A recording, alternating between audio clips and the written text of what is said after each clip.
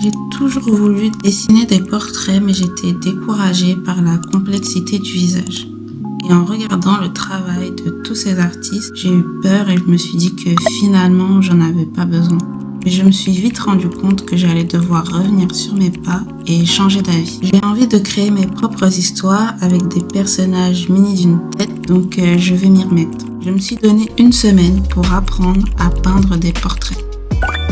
D'abord, j'ai commencé par me fixer des objectifs. Pourquoi est-ce que je veux apprendre à peindre des portraits? Mes objectifs sont faire en sorte que cela ressemble à un visage, simplifier, bien délimiter les zones d'ombre, ne plus avoir peur de peindre et comprendre comment la lumière interagit avec les zones du visage. Ensuite, j'ai cherché des dessins d'artistes que je pourrais utiliser comme inspiration et j'ai aussi regardé des vidéos pour m'aider.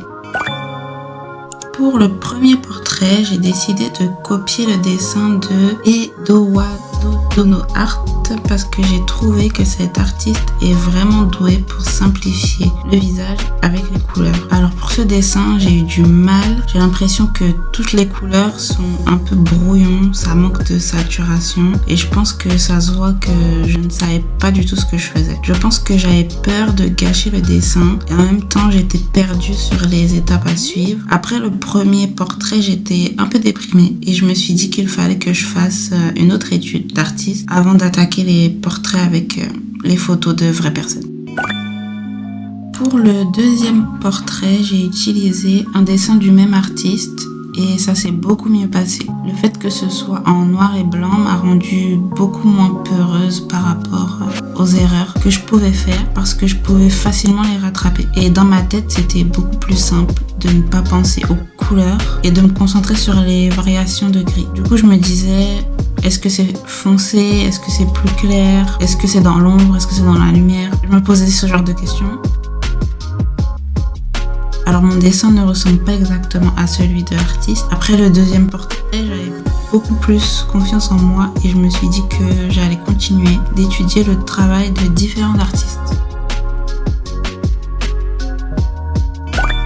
Le troisième portrait, ça s'est mal passé. Je pensais que j'allais aimer travailler dessus, mais pas du tout. Je n'avais pas envie et je le ressentais de plus en plus. Donc j'ai décidé d'abandonner parce que je me suis dit que si je faisais ce défi, c'était surtout pour m'amuser. Pour le quatrième portrait, j'ai décidé que j'allais faire ma dernière étude d'artiste et j'ai choisi ce dessin parce que je trouvais ça cool de pouvoir essayer de recréer les transitions de couleurs comme sur les joues ou sur le nez. Alors même si ce que j'ai fait, ce n'est pas hyper ressemblant, ça m'a vraiment détendue avec le fait de passer d'une couleur à une autre sans que ça finisse par donner un effet brouillon comme le premier portrait.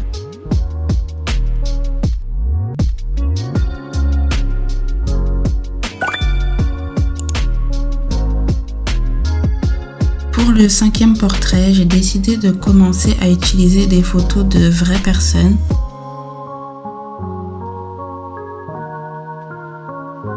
Et c'était un peu compliqué, surtout pour choisir les couleurs. D'ailleurs, les couleurs que j'ai choisies ne sont pas très fidèles à la photo de référence. Mais à la fin du dessin, je me sentais bien et j'avais hâte de continuer. Ce qui m'a aidé est de laisser le temps de dessin assez court. Ça m'a pris moins de 40 minutes et si j'avais dessiné plus longtemps, je pense que ça allait me fatiguer à la longue pour les autres dessins à venir.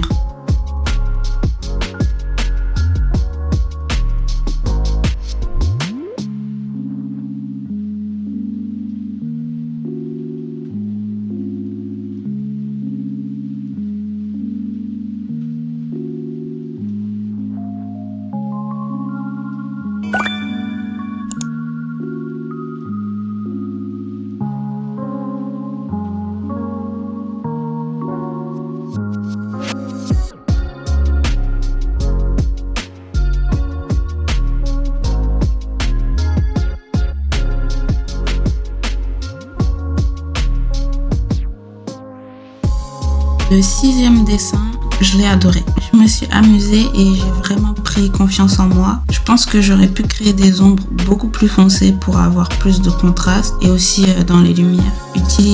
J'aurais pu aussi utiliser des couleurs plus fortes, mais sinon, j'aime vraiment ce dessin et on voit que je m'améliore, je trouve.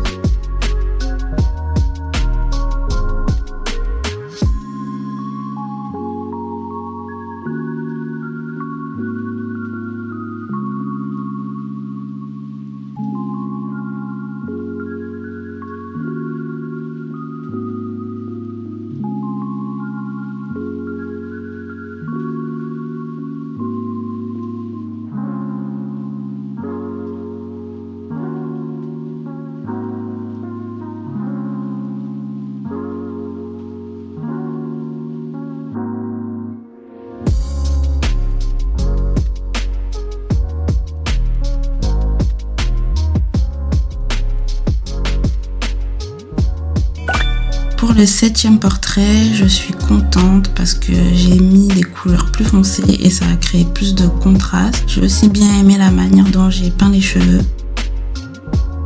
Je trouve ce dessin très bizarre. Il me fait même peur. Il me fait presque peur limite. Pour ce dessin, j'ai trouvé que je me suis améliorée, mais j'étais pas vraiment contente du résultat. Donc à la fin, j'étais un peu perplexe.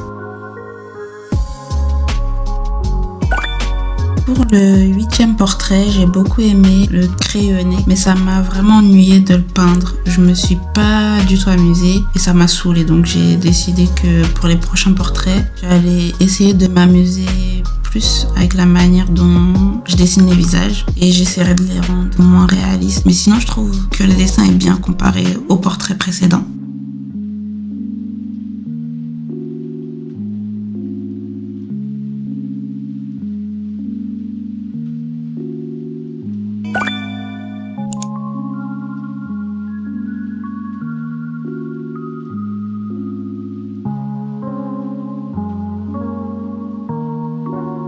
Pour le 9e portrait, ça s'est bien passé. Je me suis beaucoup amusée. Je n'ai pas eu de moment de pause comparé aux autres portraits. D'ailleurs, je ne pense pas l'avoir dit. Avec les autres portraits, après avoir délimité les zones d'ombre, j'étais dans le flou et je ne savais pas quoi faire après. Mais avec celui-là, c'est venu plus naturellement. J'ai vraiment aimé comment j'ai réalisé les cheveux. C'est pas hyper détaillé, mais de loin, ça rend bien. Je pense que c'est le meilleur de tous les portraits que j'ai fait jusqu'à maintenant.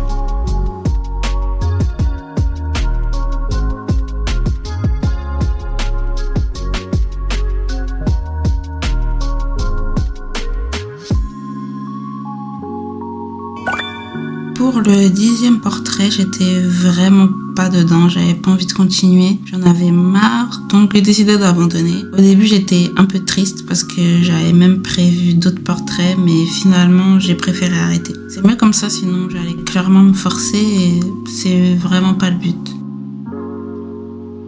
Alors voilà, c'est la fin de ce défi d'une semaine. Je me suis rendu compte que je me suis améliorée et aussi que mes études de valeur m'ont beaucoup aidée. D'ailleurs, je pourrais faire une vidéo dessus. Je ne suis pas une pro, mais je pourrais peut-être donner quelques conseils pour peindre des formes en 3D plus facilement. Merci d'avoir regardé la vidéo jusqu'à la fin et on se retrouve pour la prochaine.